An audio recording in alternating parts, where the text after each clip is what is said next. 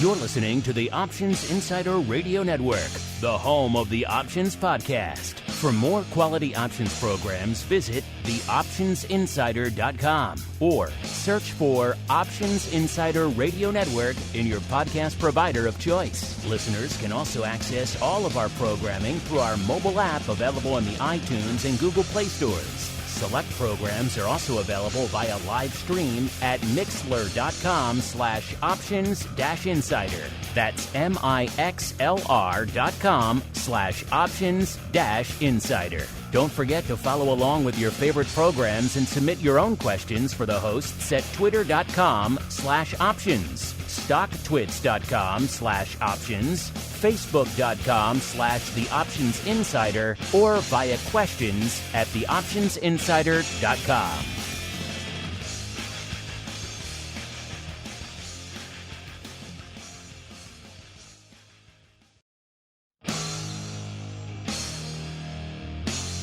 And now, it's time for the show that breaks down the options market from unusual activity alerts to market analysis, strategy overviews, listener questions, and much more. If it involves puts and calls, then our all-star panel will break it down. It's time to hit the Option Block with your host, Mark Longo from the Options Insider Media Group, and co-hosts, Uncle Mike TOSAW from St. Charles Wealth Management, along with Mark the Greasy Meatball Sebastian and Andrew the Rock Lobster Giovinazzi from OptionPit.com. And now, get ready to hit the Option Block. All right, everybody. Welcome back. It is time to commence our broadcast week here on the Options Insider Radio Network. Yes, it is time for the program beloved around the globe as the Option Block. My name is Mark Longo from theoptionsinsider.com, as well as, of course, from the ever-exciting Options Insider Radio Network. Of course, you guys have a lot of great content coming at you again this week. Crypto Rundown coming up after this show. Got a great guest joining me to break down the madness in the world of crypto. Shh, don't tell Uncle Mike. Then, of course, throughout the week, great pro Q&A is coming up for all you pro folks, as well as options oddities later this week. Live streams, TWIFO, all sorts of goodness. Dogs and cats living together.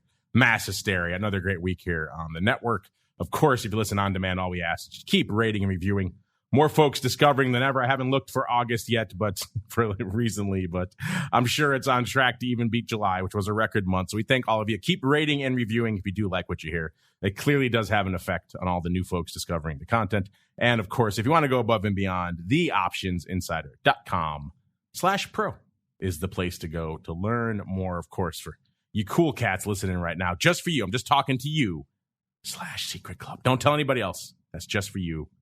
Check it out. You can join us for all the stuff we do throughout the week live. Of course, you can get at all the pro Q&As as well as all the great unusual activity and a whole bunch. We're actually, it's coming up a couple of days now. Hard to believe. August already in the can almost. That means they're going to give away yet another. Man, we're just flying out of here.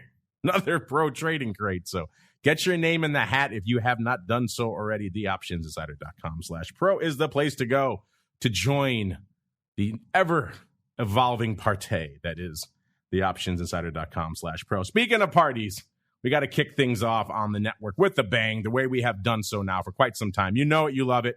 My compatriots know it and love it. In fact, they are paying close attention because they are now vying for an epic prize, exclusive San Diego Comic-Con vintage, but 6-inch, so blown up, so you can actually look at it. Not like the old 3 3/4 tiny one. Nice, solid 6-inch vintage style Sergeant Slaughter with all the accessories. You want to keep them mint in the box, you're going to open them up, let them breathe, put them on your desk. It's probably what I'm going to do. I'm getting one myself. I don't have to fight for it, but these two do. And in order to fight for it, we shall have to make them guess an 80s wrestler. You know what, listeners, I did mention on the old social medias that I probably was the last person on the planet to go see Maverick in theaters this weekend. Finally saw it yesterday. Literally the last person.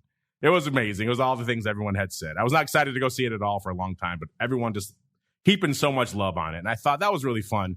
I was like, what can we do that would capture that 80s aviation, 80s flying? There's anybody with a flying gimmick or a pilot gimmick? And I went looking through, and alas, there were none. So I thought, you know what?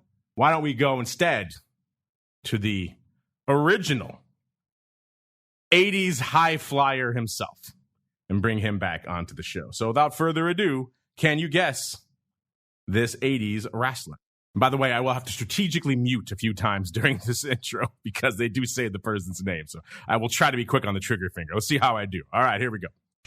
For over 50 years, the revolutionary force in sports entertainment.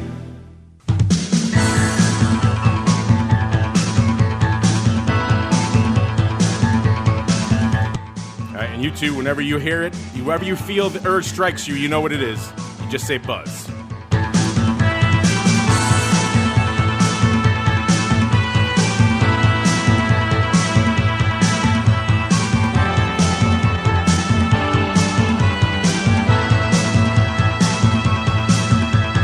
Nothing yet. Okay. I can't hear it. Oh, you can't hear it? Oh, that will make it more challenging. All right, let me see if I can fix that for you. Here we go, listeners. Technical issues. I think our audience heard it too. You know what? All right, yeah, I'm not sure why you're not hearing it. Buzz. If I say to you right now, the original 80s high flyer for the 80s, who would you guess? Superfly Jimmy Snuka. Yes. Okay, there you go. All right, I thought I gave it to that. You guys don't hear did you hear the intro music? I didn't hear anything. No. You guys have heard no music? Okay, well, that is something we'll have to fix on our end then.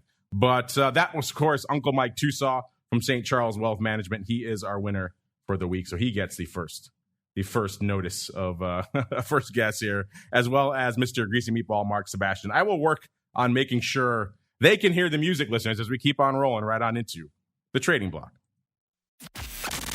It's time to break down the latest topics, trades, and trends in the world of options. It's time for the Trading Block. All right, everybody, welcome to the Trading Block, the portion of the show where we break down what the heck is trading out there. Let's go around the horn to first the uncleist of Mike's, Mr. Uncle Mike TOSAW from St. Charles Wealth Management. You could not hear the music, but it was the old Superfly Jimmy Snuka theme himself. So A, if you have any thoughts about him. B, are you like me? Are you one of the last people on the planet? Have you seen Maverick? Do you have any thoughts on that one? Very 80s iconic. It's like they took a movie from 1987 and just dropped it in 2022. And it is suddenly the biggest movie on the planet. So that is pretty hilarious. And then C, if you have time, sir, what is catching your eye in the markets today? Okay, got it. Well, in terms of Maverick, I saw it the first day. My daughter wants to be a fighter pilot, so we went and saw it as a family. Awesome movie. Loved it. They did a really good job with it. Normally sequels aren't very good, and I did like the original better when I saw it the first time, but this was possibly my all-time favorite sequel movie of all time. They did a really good job with it. In terms of Superfly Jimmy Snuka, can't say that he was really like one of my top people, but the main thing that I remember Jimmy Snuka for was just when Rowdy Piper beat the tar out of him on Piper's Pit that one time, and that's how I remember the Superfly Jimmy Snuka. In terms of the markets today, interesting day today. So we just had a giant toilet flush of a market on Friday with the S&P going down like it did. And then it was not looking good last night in the futures, but we held 4,000. And so the key number has held. The other thing that also appears to have held, at least for now, is the 50-day moving average. So those are the two things from a technical standpoint that appear to be keeping the market up right now. The other interesting thing is that with this market drop, we've had bonds drop as well. I think just on fear of the Fed raising a bunch of interest rates, and we're still kind of in that lower channeling area with which we've been for a while. So that's where we are in the 10-year note area. In the commodity land, at least today, silver is relatively flat. So that's the one with which I follow. Oil is up over 3% on the day. It's at 96 a barrel. It's knocking on the door of 100 again. Natural gas is flat on the day. And let's see, what else? What do I keep forgetting to think? Oh, yeah, I really don't like Bitcoin. And that is what I'm seeing in this market today. Stay tuned for Uncle Mike, our special guest coming up a little bit later today on the Crypto Rundown. I just realized I got so excited at the start of the show with all this not hearing the music stuff. I neglected to set the table from a market's perspective. Thankfully, Uncle Mike did a pretty good job of laying down where we were coming from at the start of the show. But he's right. We were seeing a tremendous drubbing. We were saying on Friday, if you recall, listeners, on Volatility Views, it's not always the first shock to the system that really spooks the markets. It's the second one. And if we continued selling off today, that might mean a different regime from a vol perspective, might mean a different regime for the overall markets. And we started selling off pretty hard today, and the S&P started threatening that 4,000 level. 4,300 starting to seem like a bit of a distant thing in the rearview mirror, at least for now, listeners. But we'll see if today's trajectory keeps up. We could be back above 4,100 by the end of the day. We'll see. We got down to about 4,020 in the S&P, at least from today's session, and then bounced hard off of that, listeners. We were down, closing in on a full percent, and then just rally ho. Now, pretty much S&P is pretty much unched on the day now, and we have Dow pretty much similar level. NASDAQ was still off about 0.33% when we kicked off the show, but pretty darn close to getting break even as well. So the bulls are back, at least for now, trying to drive us back up. Will we hang out at this equilibrium right now? Will we start to sell off? Will the bears get their claws back in again? Will the bulls get their horns in and drive us back up? We're kind of in that tug of war right now, which makes the market, listeners. So that means our vol friends, we're looking a little bit firmer earlier this morning. Still firm, but a little bit less so now. When we kicked off the show, VIX at about a 25.80, puts it up a little over 3, about 3.3 points from where it was on Thursday's show. VVIX back at a 90 handle, 90 even when we kicked off the show, up about 4 points. VXX, 19.5, that was pretty much unched. That's VXX, it kind of does whatever the hell it wants these days. UVXY back over a 10 handle, 10.30, up a full point from Thursday's show. SVIX, 12.40, down a full point from Thursday's show. UVIX, almost 10.5, about 10.45 when we kicked off the show, up about 1.2 points from Thursday. And VolQ, the NASDAQ vol, looking juicy again, back over a 30 and a quarter when we kicked off the show, up nearly 4 points, about 3 3/4 points from Thursday's show. All right, Mr. Meatball, the table has been set. First off, welcome to the program, Mr. Mark Sebastian from OptionPit.com. What are your enduring thoughts of the Superfly Jimmy Snuka? I should also point out an accused murderer. So he did not end his career in the most, shall we say, auspicious of fashions. He was pretty much about to be convicted of murder, I think, but he was, he had dementia or something. So that kind of, he ended up passing away, I think, before all that could go through. So obviously not the best of guys, but we're just talking about the wrestling side. And then B, Mr. Meatball, are you like me? Have you seen, I think you're in Texas now, so I think you're legally obligated to have seen Maverick. What are your thoughts on him if you have any? And then C, what's catching your eye in this topsy-turvy market, sir? My wife and I were going to watch that this weekend, and we didn't get a chance to, so I still haven't seen it. Superfly Jimmy Snuka, I was going to say, I thought he murdered somebody. He murdered like his girlfriend or something, and he ended up skating on the charges, and they came back to charge him like many years later when he was old and dying of dementia or something.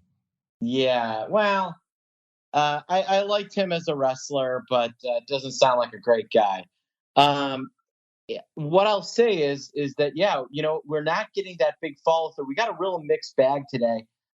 Technology is down about 1%. You've got your mega caps, your Momo names down, Apple, your Teslas, your Microsofts, they're all down. But on the green side, you've got materials and mining and energy all blowing higher. Uranium names are all way up. I don't know exactly what the deal is with uranium, but it is moving much higher. I'm looking at UEC and CCJ. These names are up huge. CCJ up about 9%.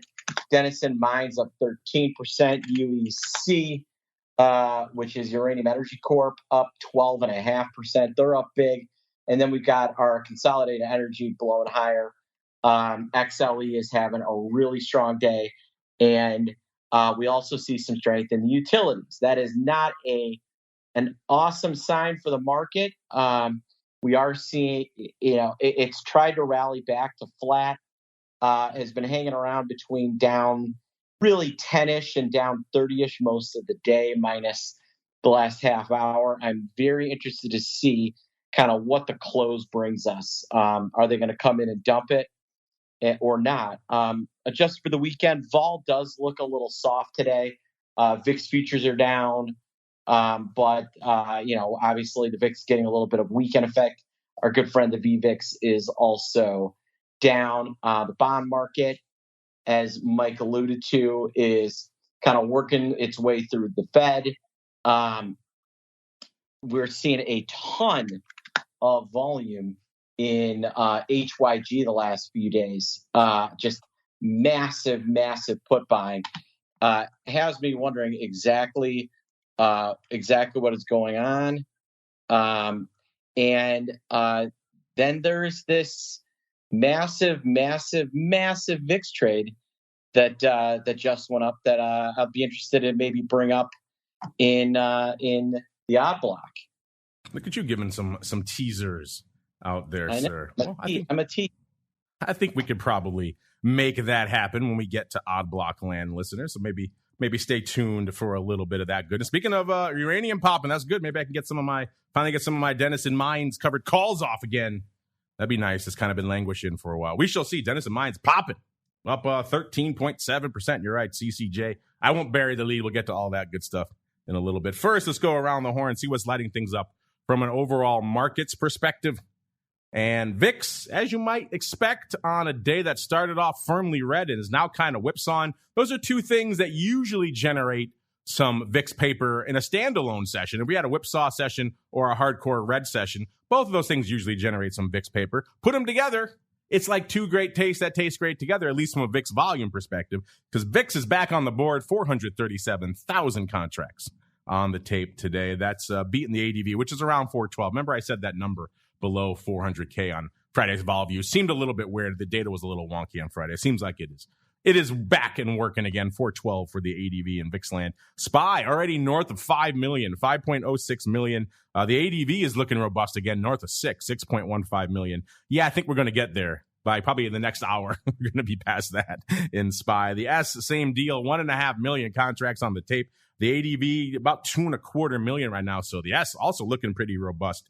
Small caps, 507,000 contracts on the tape right now for IWM.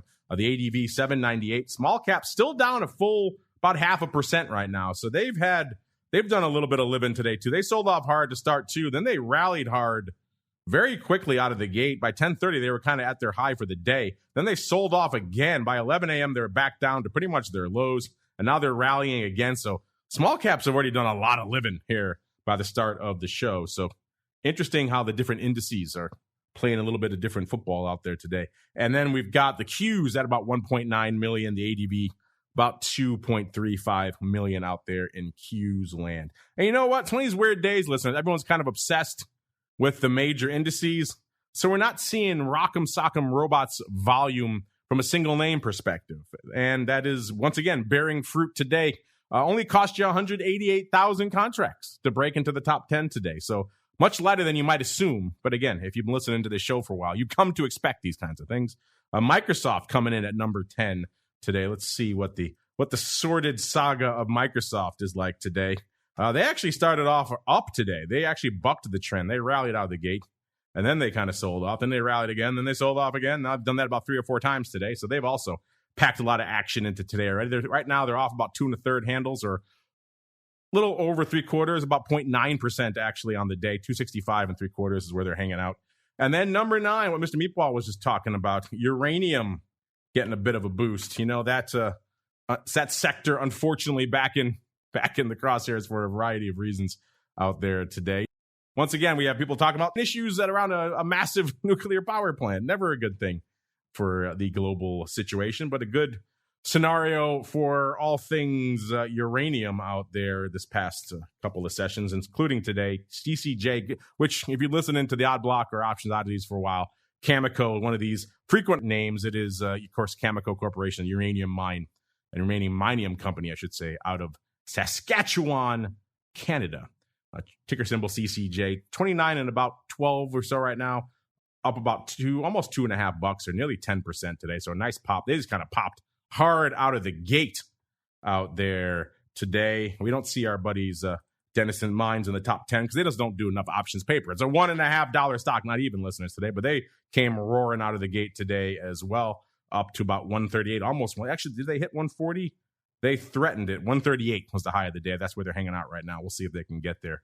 They've had a little trouble at that 1/2 level in the past. So we shall see if they can make it out there today. Then to number 8 out there. Always fun to see some new names popping into the top 10 today. This is an old friend. We haven't talked about this one in a while. This is a Pinduoduo. This is an ADR. They leverage technology to promote and enable the traditional agriculture industry. Easy for me to say.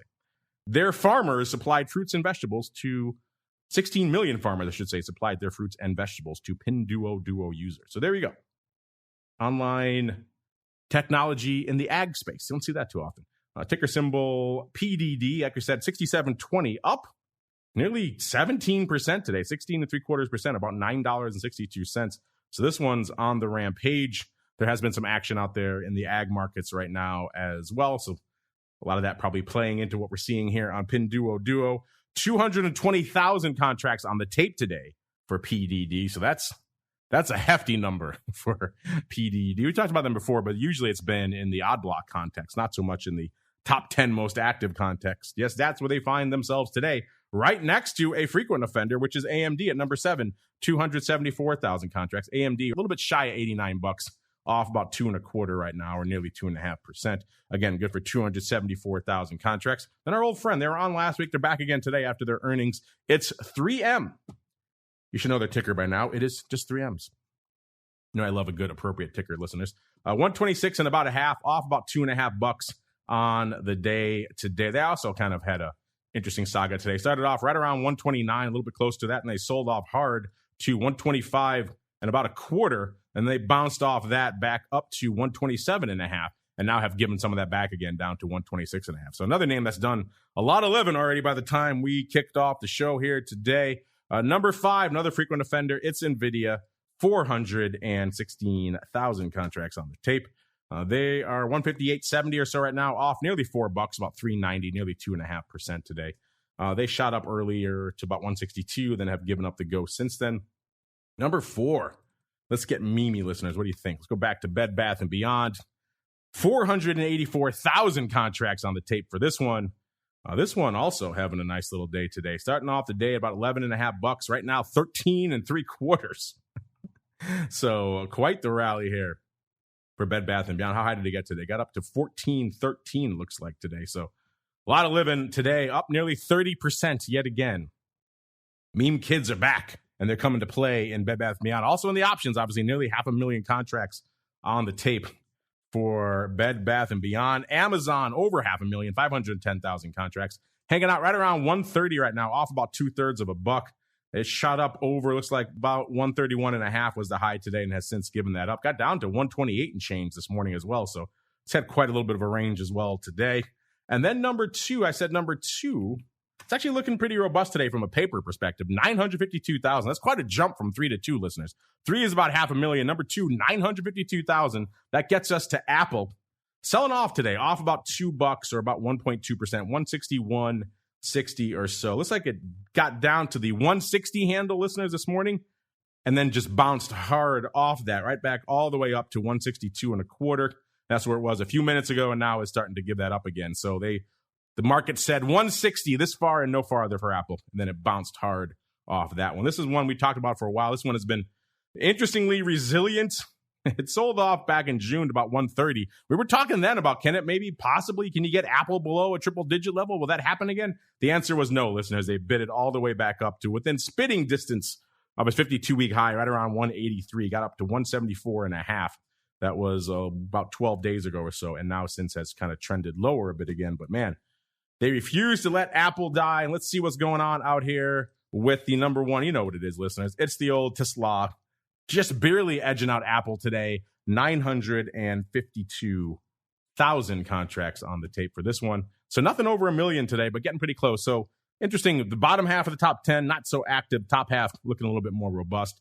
Tesla, again, these numbers, they always throw me for a loop. And I look at them, I'm not used to the split adjusted Tesla yet. 285.59, $2.50. We're just talking about 1,000 not too long ago, listeners. Now we have to adjust that in our rearview mirror. The new 52-week high split adjusted is 414.5. So 285.62, still a pale shadow of that, off a whopping $2.50 today. So a comparatively quiet day for Tesla, but still good from an options perspective. 959,000 contracts on the tape. What's lighting it up out there this week from an earnings vol perspective? Let's find out. Not much today. Tomorrow we've got Best Buy, Big Lots, and CHWY. CHWY themselves not making a lot of noise these days, but the former founder of CHWY making a lot of noise, of course, getting involved with GameStop and all the Bed Bath & Beyond and everything else these days. A lot of that is laid at his doorstep. We have HP on Tuesday as well. Wednesday, we got Vera Bradley and Five Below. So if the dollar store is a little bit too cheap for your blood, maybe you want to go $5. Five Below's got you covered on Wednesday. Thursday, what's up with the soup vol? I guess we'll find out. Campbell's Soup Company, Hormel Foods as well. So double hit of soup-related volatility on Thursday.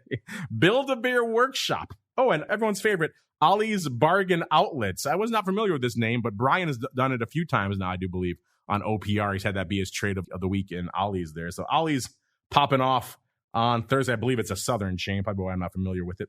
Broadcom and Lululemon, they of sheer yoga pants infamy. Oh, you know what? Our old friend Pinduoduo was this morning before the bell. Let's see what they were up to that's causing all this ruckus out there. They were pricing in 12.2% listeners. They went into the announcement, by the way, about $57.50. They actually delivered over 20, actually exactly 20%. They're trading at the time he ran to $69.10. They have given some of that back now. They're $67 or so right now. Still dramatically outperforming their straddle. So however much volume we thought there was in online agriculture technology, the answer was not enough because there was more to come out there. So we got the brand new hot off the presses earning move results here for good old Pinduoduo. What's coming up a little bit later this week? We got Best Buy. There we go. Easy for me to say. Best Buy, August 30th before the bell, $74.15. 5 3/4 is what they're pricing in. The past they moved $4.91, so a little bit more juice in Best Buy. I haven't been in Best Buy for a while. I actually went to one recently, and I was kind of surprised at how barren the shelves seemed. You know, obviously, logistics is a challenge out there, but it's never a good sign when you have a big, expensive, big box retail store in a big, expensive downtown area like Chicago. Can't really put stuff on the shelves. It's never a good thing. Big Lots, the 30th before the bell, because people have been writing the obituary of Best Buy forever, and it manages to persist. The 30th before the bell, $22 even is where they were trading. They were pricing in $2.70. In the past, they moved about $1.70, so a whole dollar's worth of extra juice on a sub $3 straddle. That's a lot, listeners. That's a lot. CHWY, 30th after the bell, $38.10 is what they were trading at. $4.93 is what they were pricing for their straddle. They, in the past, have moved about 3 1/4. So substantially extra juice in CHWY as well. Let's go out to the premium dollar store category, aka Five Below. 31st after the bell, $127.14 is where they were trading. They were pricing in pretty much $10. And in the past, they've moved $7.75. So that's a heck of a lot more juice in Five Below as well. Wow. Interesting. Let's go out to Ollie's just to make Brian happy. Why not? Ollie's, the first before the bell, $61.13 is where they were trading.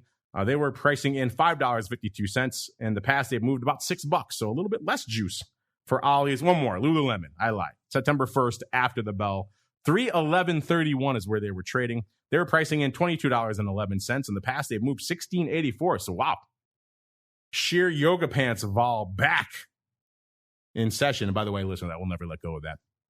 That one just cracked me up to no end. All right, let's go on out to the season now. How we're looking. And it looks like we're wrapping up the season here with pretty much all green on the screen.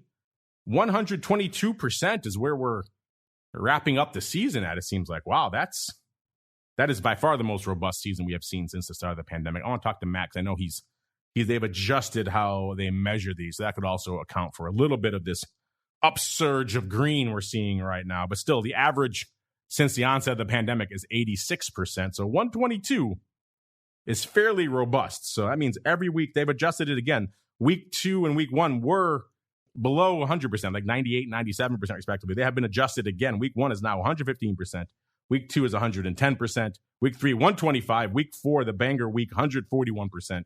Week 5, 114%. Week 6, 115%. All that averaging out to a astonishing 122%. So buying vol was the way to go this cycle, listeners. No new earnings trades for you guys to chew on today, but there are 92 long straddles and 65 long calendars that we are monitoring for your trading enjoyment and education, listeners. Speaking of enjoyment and education, let's see if we can do a twofer in our next segment. It is time for the Odd Block. It's time to break down the most interesting, unusual, and downright questionable options activity that's been identified by theoptionsinsider.com. It's time for the Odd Block.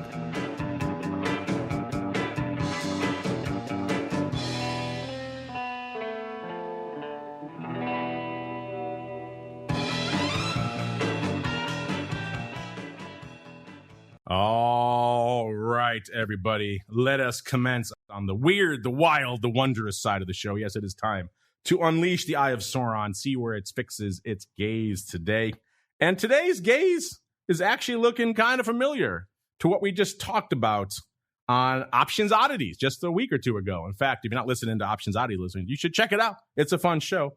On an episode a couple of weeks ago, we had one of our pro listeners. It was Mickey. It was Mickey, 1984 Army retired. He asked what the heck was going on with a huge block of calls in Callaway. Ticker symbol Eli was at the time 14,983 of the AUG expiring on the 26th. So in the weeklies last week, listeners, 24 calls. They sold them for 45 cents. We talked about them on the show, how we thought that was just a pretty aggressive near-term bit of some covered call premium on a name that had been pretty much beaten up. Well, spoiler alert, looks like that person might be back. Before we get to that, let's break down good old Callaway for all of you who haven't joined us on Options Oddities. Callaway, you know it, listeners. Callaway Golf, the Big Bertha, all those crazy clubs and everything. Trading right now 22 3/4, off about 5 3/4 on the year, about 20%. A year ago, it was trading $28.50. Got up to its high for the year in September. Looks like right around 31.70 or so, and hung out there for a little while. Hung out there till about November, and then they kind of started giving up the ghost.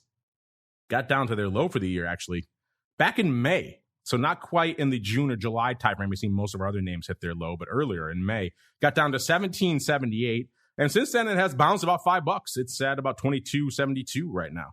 Nice little rally, nice little resurgence here for Callaway Golf. As I mentioned, that person came in very aggressive because you don't see a lot of size weekly covered call writing.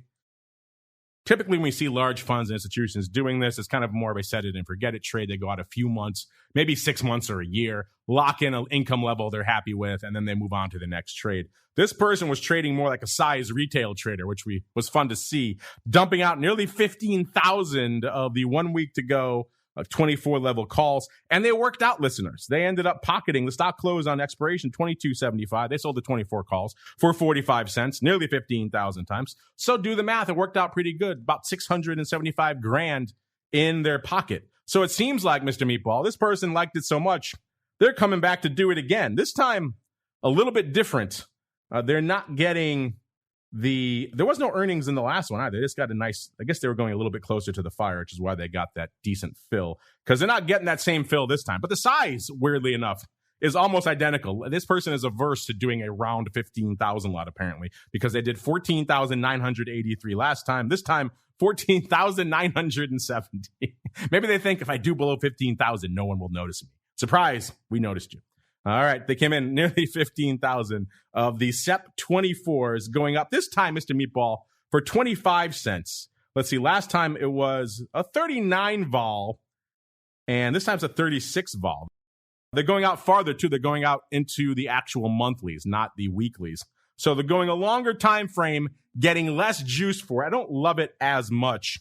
Obviously, the stock is a little bit lower. That's counting for the lion's share of the lower premium levels here, because they're keeping to that same strike, that 24 strike. So I guess you can at least salute them for keeping their level the same. They haven't adjusted the level where they want to sell the stock. They're still at 24. Just when they did it last time, the stock was a few cents away from that. So clearly they're not playing with as much fire this time, but going out longer, getting less money for it. I don't love it as much, Mr. Meatball, but clearly they liked their last trade. They liked pocketing nearly 700 grand. And they would like to do it again in the home of the Big Bertha, Mr. Meatball. What say you? Probably covered right against some long stock they hold. Looking to produce a little bit of yield. Like, what is that, 1% between now and September 16th? Not awful if Callaway's just going to sit here. So they're just looking to produce some income. I'm with you. Don't love the premium level, but I get the trade. When's the last time we saw a big fund dump like 15,000 pretty much at the money weekly calls? It's not the trade we see that often. No. This is someone with someone very specific. This could be a a large shareholder. I don't know the entire story, but they've got a plan and they're looking to produce some. CHWY doesn't pay a dividend, so I think they're just looking to pays a penny. I think they're just looking to create some income off of it. Yeah, and obviously they've identified that level, listeners, 24. They don't mind dumping it, and they didn't really. I mean, selling a weekly call, you have to be pretty on it, and very near the money, or you have to be willing to let the stock go, or you have to be willing to roll it. And they didn't really have to last time, so we didn't see it. But I get the sense that they're not too shy about maybe letting some stock go. We shall see. I'd be curious what you guys thought. Obviously, you guys brought this first trade to our attention, so we love you folks when you guys spot some interesting, weird ones out there. Speaking of weird ones that we spotted, let's go back to pay a few off right now because it is a quiet single name day, not so much on the major index side. Let's go back to the August 18th show. Our catalog of August trades is just overflowing. We got to pay some of these off, listeners. We went back on the August 18th show. We profiled a one-day flyer in Kohl's Corp, ticker symbol KISS, KSS. Kohl's right now trading $28.50, off about 1.25 or about a little over 4%. On the year, they've had a rough year, off 50, almost 51%. A year ago, they were trading $57.80. They sold off to $44.89 in October, then rallied again in November up to about 62.5. Sold off again to in the 40s again in January, then shot up, looks like in earnings in January from 46 up to 60, about 60, their high for the year, 64.38. Bounced around that level for a while until they were still in the high 50s in late April. Then they started giving it up again. May 5th, they started selling off. By May 24th, they were down to $36. And then they tried to rally again in June 9th. They got up to $46.60. And then that was kind of about all they wrote for them. They sold off to their low for the year was $26.07. That was in mid-July. So they have rebounded a couple of bucks from there, but still far off their highs for the year. Looks like somebody back on August 18th, listeners, was taking, again, a lot of near-dated paper out here, which is interesting. A one-day flyer in Kohl's calls to the tune of 3,000 of the AUG 33 calls. They bought them for pretty much 50 cents, 49.8 cents. That usually means they did kind of a sweep. Listeners got a bunch of different prices, so they averaged them out to 49.8 cents. But that was through the offer. The offer was 48 cents, so clearly they couldn't get them all done at that posted market. It's one day to go, so the vol is meaningless, but if you are intrigued, there was 105 vol. This was immediately after the earnings in Kohl, so they were just kind of throwing those dice. The stock was 32.25. They were buying the 33 calls for about 50 cents, listeners. Obviously, they needed a nice pop. And alas, they did not get it, Mr. Meatball. The stock closed on expiration at $29.89. So when they scooped it, the stock was $32.26. They were hoping for a nice $0.50 pop, because these calls were all opening, and they did not get it. They did not close them out. They were still open at the end of the day. So, Mr. Meatball, they rolled them bones on an earnings play, one-day earnings play, and ended up not going their way. They dropped about $1.50 on a one-day flyer in Kohl's calls, sir. What say you? I mean, this is why you don't do one-day trades in ahead of earnings. It's unfortunate, but earnings are so binary that if you get caught up trading them, the long term, it's not a winning. It doesn't win. You got to be right. You do, especially when you have the clock's ticking like that. You got no room, no margin for error, listeners. And when it sells off, looks like how low did it get? Looks like about not quite $3, but about $2.50. Then you're not looking good if you're paying through the nose for some calls that are already out of the money with hours to go, listeners. Let's go out to another show, August 11th. You probably remember this one, listeners, because this one kind of resonated with myself. I think the Rock Lobster was on the show then. He kind of was intrigued by this one. We ended up talking about him again later that week on Options Oddities, because it was a name that kind of resonated with us. This is Pure Cycle Technologies, ticker symbol PCT. Remember we discussed them. They were a spinoff. I forgot if it was P&G. Some other large company spun them off, and they're looking to find ways to treat waste plastic, which is a great thing. We're all awash in plastics. I think we all selfishly wish this name was trading $1 bazillion right now, because maybe that would mean they were going a long way towards reducing our plastic problem. They're having a nice little day today, bucking the trend, up 7 cents, where a lot of the other rest of the market was off, trading $9.15 right now. On the year, they've had an interesting year. A year ago, they were nearly $14, $13.95. They immediately, the next couple of days, popped to their high for the year on September 1st, $15.92, so almost $16. And that was about as good as it got for them. They kind of sold off hard. They got much lower, much earlier than the rest of the market. They hit their low on January 27th of $4.94. Then they actually kind of rallied after the invasion up to $10.05 again. So they caught a nice lift. Obviously, a lot was going on with petroleum and the price of plastic and everything else around that time, so probably gave them a bit of a bump. But then that wasn't very long-lived, though. They sold off again back to $6.31 in May 11th. Then they did try to rally them again, got up to $9.85 on May 23rd. Then they sold off again, very volatile plastic company, as you can tell, listeners, to $6.69 in July 13th. And they were hanging out at that level for a while until we profiled them on the show. They were in the middle of a big upswing. And they shot up. Remember, at the time, listeners, I'm getting ahead of myself. I don't profile what we talked about on the show as well. Back on August 11th, we profiled a 4,000 lot of the AUG 10 calls, paper coming in and gobbling them up for 47.5 cents. So again, getting some splits, listeners. It was a 130 vol. The stock was 9.25 when they put these up, and this was going right into the earnings announcement. The earnings were coming up after the bell.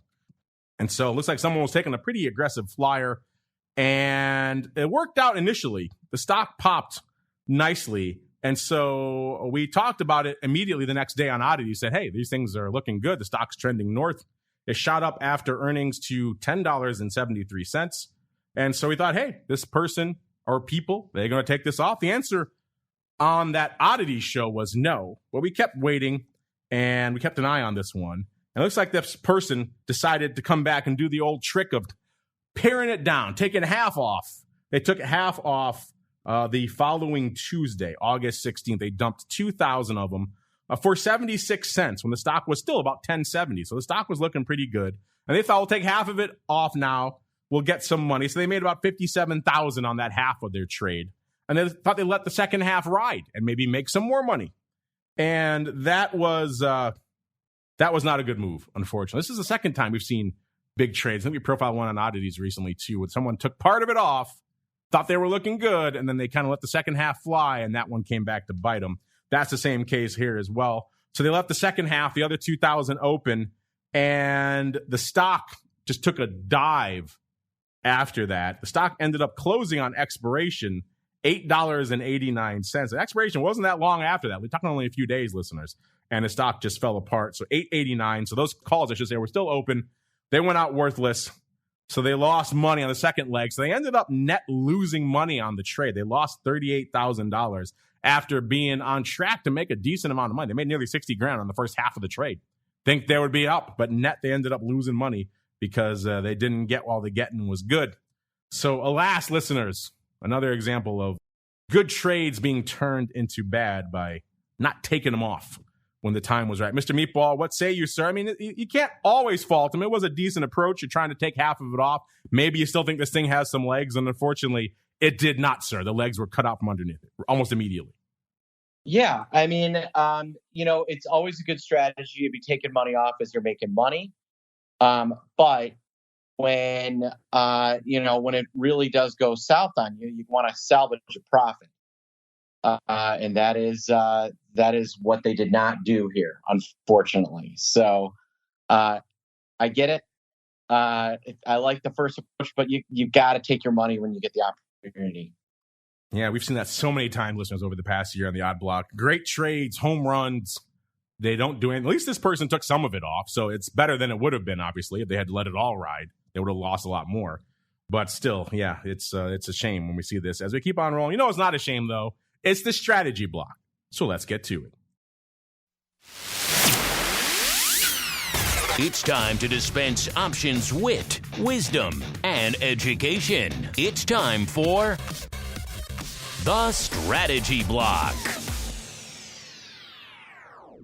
All right, Mr. Uncle Mike, you know what time of the show it is. It is time for you to unleash options, wit, and or wisdom, or your 20-minute review of Top Gun Maverick. Your choice, sir. How about it? I'll try all three. So my 20-minute review of Top Gun with Maverick, just kidding. I don't know if I can pull that off for 20 minutes. I don't remember it quite that well, but it was a great movie nonetheless. So that's what I really liked about it. Plus, I don't want to spoil it for the meatball. So with that being said, some wit and wisdom for today.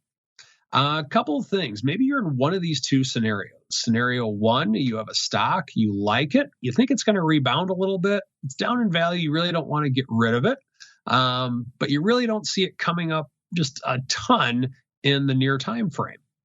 Or let's say you're in cash and maybe you like a stock, but you just don't feel comfortable putting a full position on. So you take a half position, but then you're thinking, well, I don't think it's going to go up that much. Is it even worth my time? Well, if you are in either of those camps, allow me to present you with the 1-by-2 ratio spread. Now, the 1-by-2 ratio spread is typically done with either as a stock repair strategy or as a strategy with which you can create double leverage without any additional monetary risk. And I'll explain the upsides and the downsides of both of these. So let's just say that I am in cash right now. It's a little bit easier to explain this way. And I like XYZ stock. It's at $100 a share. And I have $10,000 in my account that I would allocate towards this trade. I would never recommend putting your whole account towards it, but let's just say that you have several $100,000 in your account and this $10,000 you want to put towards this stock. You don't quite feel comfortable putting all 10 grand towards this stock. Well, one thing with which you could do is you could actually put only 5 grand towards this stock. And instead of, but you know what, I totally screwed up my numbers. I'm going to start that one over. XYZ stock is $50 a share instead of $100 a share. So instead of buying 200 shares and making it so that you own $10,000 worth of that stock, you could just buy 100 shares of that stock and you then have $5,000 at risk.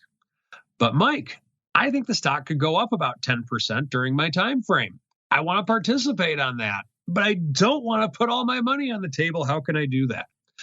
Well, by buying half the shares, you can then buy a 50 call option.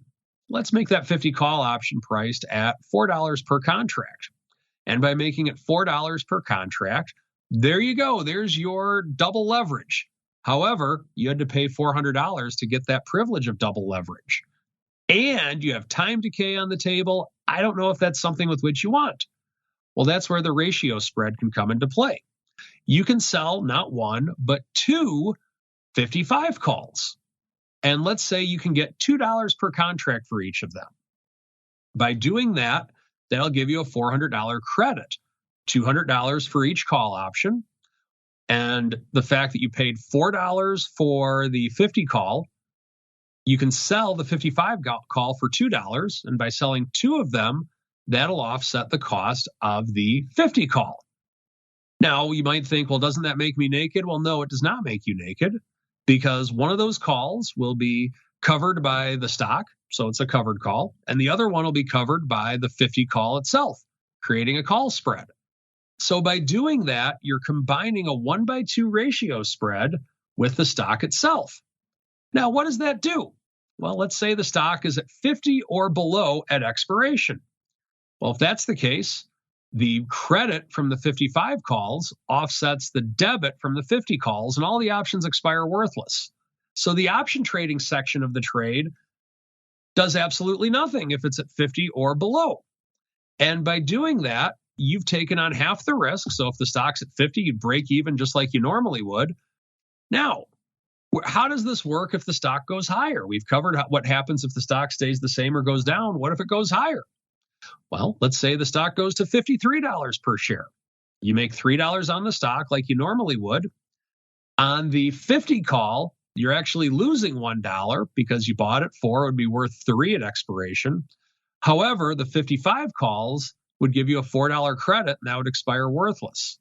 So on the stock, you make $3, and on the combined option strategy, you make $3, thus making $6 instead of $3. You're creating double leverage.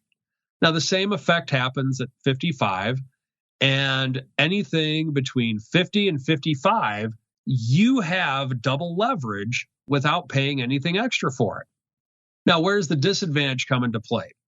Well, at expiration, the disadvantage is that if this stock is above 60, anything above 60, you'd have been better off just owning the stock, because the most you can make on this combined ratio spread stock trade is $10. And as things go higher, if you'd have just held the stock above 60, then you'd have been better off. But anything between 50 and 60, you're better off doing the spread. Just unfortunately, you never know where the stock's going to go. Now, the second disadvantage to this trade, it doesn't play out right away. You're only going to get these numbers at expiration. So if you're looking to put on a little bit of double leverage today and then have this 2-month ratio spread and get out of it tomorrow, highly likely that'll never work because of the fact of all the time decay that exists. So you'll also have to be patient and wait this one out till very close to expiration. Now, there's other ways with which you can adjust this on the fly.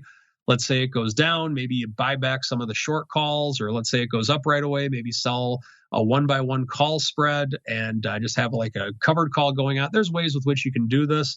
But ultimately, if you're looking to just create the vanilla double leverage as I described, plan on holding it till expiration.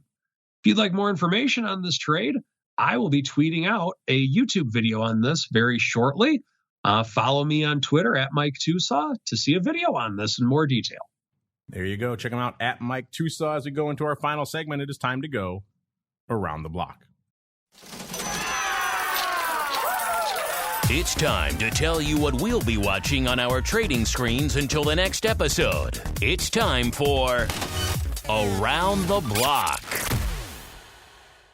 All right, everybody. Welcome to Around the Block, the portion of the show where we break down what the heck we're keeping an eye on till our next episode on Thursday. A lot to unpack here. Let me really quickly pay off some of our questions of the week from this past week. We asked you last week, in this period of uncertainty in the market, which options trades are you utilizing in your portfolio? Gave you 4 ranges of choices: short puts or put spreads, long calls or call spreads, ratio spreads or butterflies, and collars or risk reversals. And nearly 50%, 49% chose the short puts or put spreads, 22.4% long calls or call spreads, ratio spreads and flies 16.3%, and collars and risk reversals bringing up the rare 12.2%. This week's question, given the fact we're kind of in a bit of a tumult in the market, we're going back to the broad macro levels. The markets were rocked by Powell last week and are still down to start the week. Of course, that could change if you wait 2 minutes, listeners. Does this second leg of the inflation sell-off have legs, or will the bulls return with a vengeance? Quite simply, where will the S close at the end of Q3? Gave you 4 ranges. So higher, north of 4,300, where we were hanging out not too long ago. Around these levels, we're bouncing right now, somewhere between 4,000 and 4,299. Lower, so 3,700 to 3,999, so back below that mythical 4,000 level, which even the fact that we were selling off hard, we have Powell and a lot of central bankers saying we need to perhaps drive the economy into recession to fix inflation. They're not scared of it, at least. We're still north of 4,000 in the S&P, listeners. Given all that information, we're bouncing off of it today, or much lower, below 3,700. Interestingly enough, the second we posted this, right before showtime, listeners, all the early votes coming in were either much lower, below 3,700, or much higher, basically, north of 4,300. So it was the 2 polar extremes are getting all the early votes, which is interesting and also kind of shows just how polarizing this market is. Let's go around the horn. Mr. Meatball, what do you think our audience is voting for out here in these ranges? North of 4,300, 4,000 to 4,299, 3,700 to 3,999, or below 3,700. And then B, what are you keeping an eye on for the rest of the week, sir? 3,700 to 3,799 is where I think our audience is going. I really want to see how the day ends today. I think today is very important. I want to see what volatility does. I made an allusion to that huge VIX trade. You're right. We got so busy. We didn't pay it. So pay it off now, sir. Go for it. Yeah. Customer bought 100 and how many did they buy? 100 and they bought 151,500 of the October 20 puts tied up delta neutral on a 5 delta. So someone looking for a big VIX move down ahead between now and October. So interesting trade there. There's your payoff, folks. So giant VIX 20 puts in October being bought. Do you like that? I mean, October's when we were talking about kind of that little bit of a bump to the term sheet. You like fading it there? It's an interesting spot. It's an interesting spot. I'm looking at that. tune into Vol Views for a deeper dive, but I don't hate the trade. Let's just put it that way. Look at you teasing the Friday show. Yes, listen. I know. Vol Views. Vol Views all about but this. I do not dislike this trade. And, that would pair pretty well with, some longer dated puts in something like HYG or in some of the bond market. I think we got to watch what's happening with the market over the next day or two and what's going on with the bonds. Bonds are going to be leading the stock market for the next month. So watch those bonds, and that'll tell you what the stock market's going to do. What do you think, listeners? 20 puts for 20 cents? You down for those? It's an intriguing one. These were done tied up, so a little bit different, but intriguing nonetheless. Mr. Uncle Mike, same question for you, sir. What do you think our audience is voting for in our question of the week? Are they fading this market? Are they loving it? And then what are you keeping an eye on for the rest of the week? I think the audience is fading this market. And then where I am, I'm going to say between 4,000 and 42.99 rather. I'm going to go with, I think that I got to be bullish. I can't do anything non-bullish. It's just not in my nature. So I will count on the 4,000 mark and the 50-day moving average. That's what I will count on. Otherwise, I will have zero credibility in these polls going forward. So that's where I'm at. In terms of what I'm keeping an eye on, like I said, I want to see if we can hold the 4,000 mark. And I agree with Mark in terms of the bonds showing where the stocks are going to go, just because this is a unique year where bonds and stocks are both down.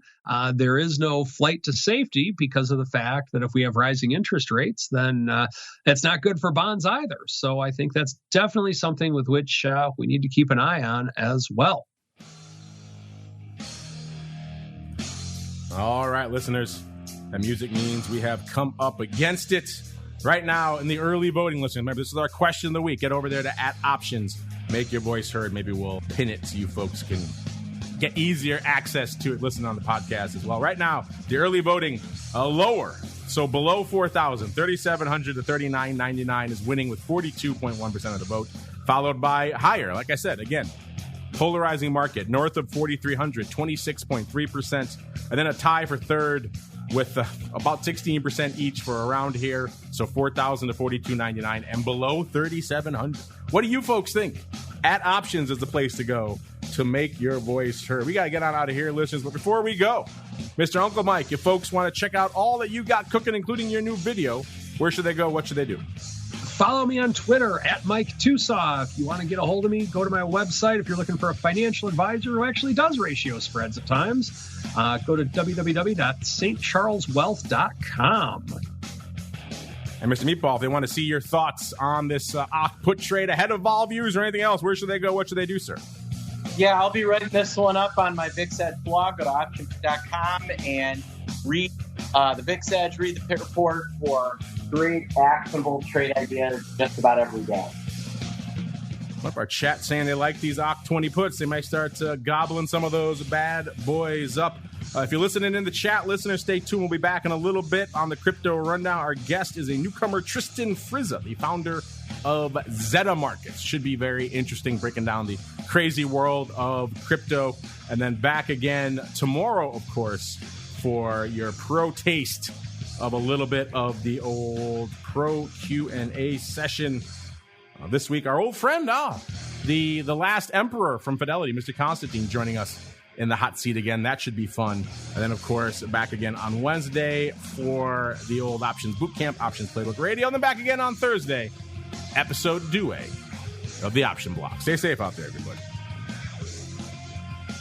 You're listening to the Options Insider Radio Network, the home of the Options Podcast. For more quality options programs, visit theoptionsinsider.com or search for Options Insider Radio Network in your podcast provider of choice. Listeners can also access all of our programming through our mobile app available in the iTunes and Google Play stores. Select programs are also available via live stream at mixlr.com/options-insider. That's MIXLR.com/options-insider. Don't forget to follow along with your favorite programs and submit your own questions for the hosts at twitter.com/options, stocktwits.com/options, facebook.com/The Options Insider, or via questions at theoptionsinsider.com.